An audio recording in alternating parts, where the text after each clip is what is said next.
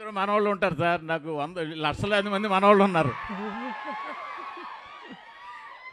Sir Bobby గారు, చిన్న question sir Bobby గారు, దేవిశ్రీ ప్రసాద్ గారిని మీరు ఇష్టపడి వదిలేశారా, కష్టపడి వదిలేశారా?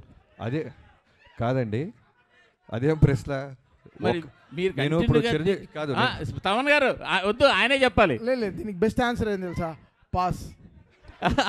అలా కుదురుతుంది కాదు సార్, మీరు బలవంతంగా వదలాల్సి వచ్చిందా లేకపోతే ఇష్టపడి వదిలేరా? కాదండి, నేను 6 సినిమాలు చేస్తే 6 హీరోలు మారారు.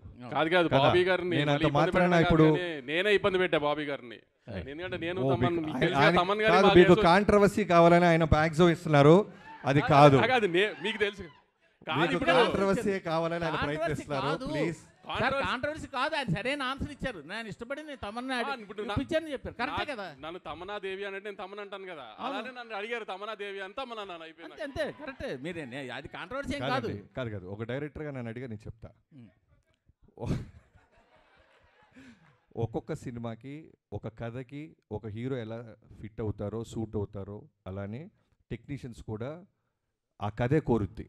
ఈ సినిమాకి తమన్ గారే కరెక్ట్ అని మీ టీం అందరూ భావించాం.